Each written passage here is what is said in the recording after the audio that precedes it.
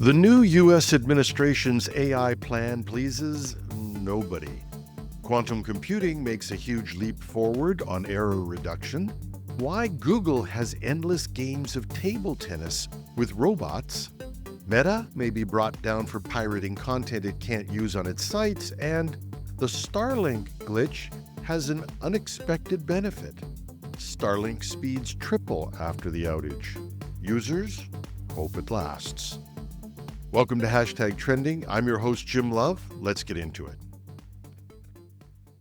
The U.S. administration's new AI action plan is facing criticism from all directions, and even the companies it's meant to help could be left worse off.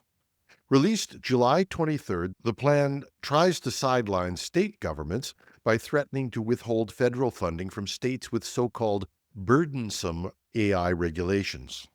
But it doesn't define what counts as burdensome or even what qualifies as AI-related funding. That ambiguity could let the federal government block money for anything from broadband to education if a state passed AI protections like Colorado's anti-discrimination law. Critics say this creates massive regulatory uncertainty. A spokesperson from the Center for Democracy and Technology called it a backdoor state moratorium. Others warned it might let the White House punish political opponents by stretching AI rules to cover nearly anything involving tech. Even more controversial, the administration wants the FCC, historically focused on telecom, to review whether state AI laws interfere with its authority. But the FCC has no mandate over AI, and critics say this is illegal. Civil liberties groups are especially concerned given Trump's firing of FCC Democrats and a pattern of politicizing the agency. The administration also signed executive orders demanding that government AI be truth-seeking and ideologically neutral, while defining neutrality to say it excludes things like diversity and inclusion. This could pressure companies like OpenAI and xAI to actually inject a political bias into their government products, with spillover effects into consumer versions. As Grace Gettier from Consumer Reports puts it, the plan is vague by design, and as things stand, no one appears to win. Scientists at the University of Sydney have set a new world record in quantum computing, slashing the error rate to just, and I've got to count this out for you, 0.000015%. Or to put it more simply, one error in every 6.7 million operations. That's more than a 1,000-fold improvement over their last milestone in 2022. And it brings quantum computing a major step closer to practical, scalable use.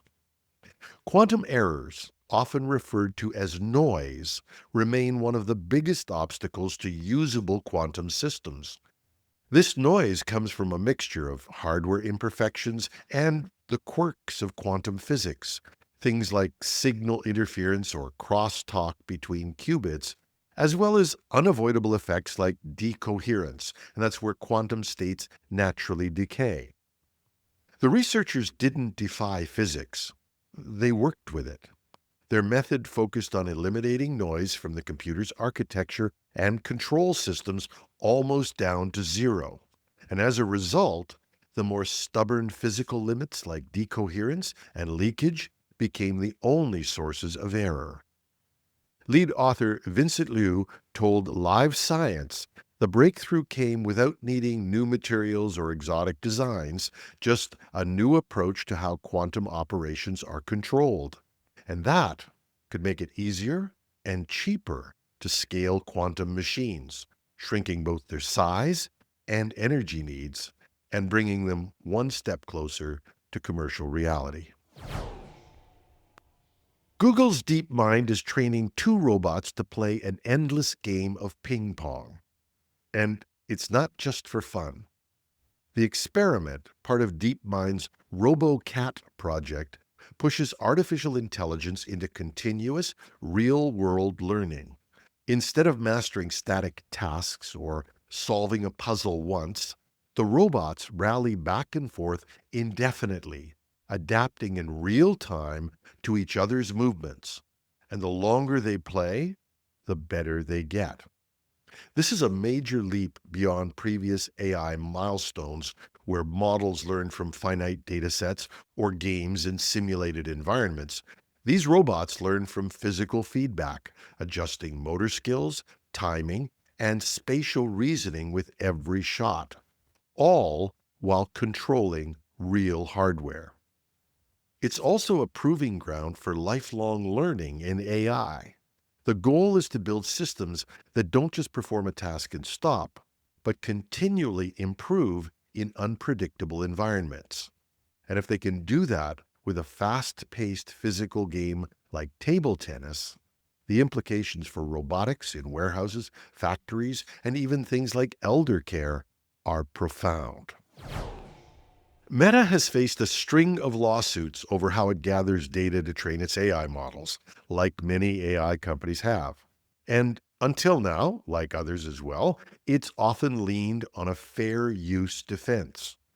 But a new lawsuit may have found the one kind of content Meta can't easily defend using: porn.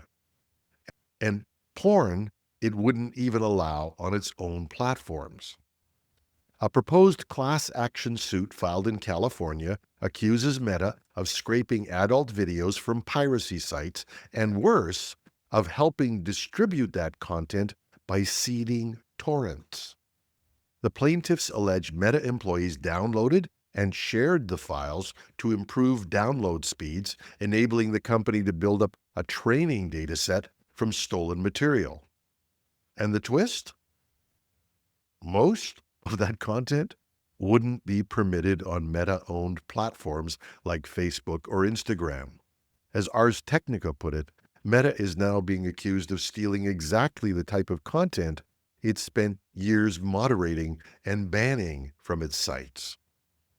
So while AI companies have faced many allegations of scraping copyrighted data, most of those cases are tough to prove.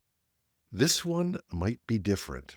And if the plaintiffs can demonstrate that Meta directly participated in the distribution of pirated files, it could undermine the company's usual legal defenses and open the door to a deeper scrutiny of AI training practices across the industry.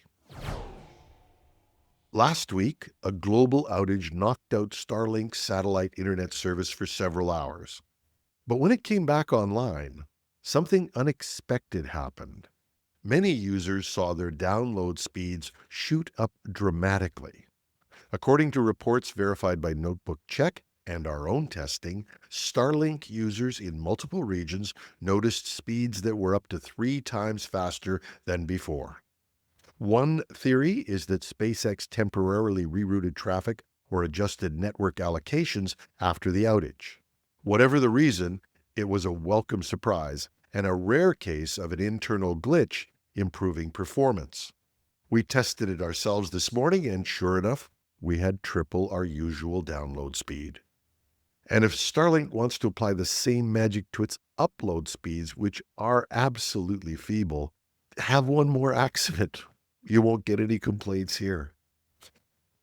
By the way, Starlink giveth and Starlink taketh away. Don't be shocked if everything quietly resets to normal sometime this week. And that's our show for today.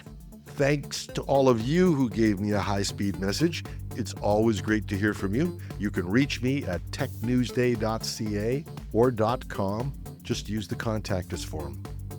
I'm your host, Jim Love. Have a wonderful Wednesday.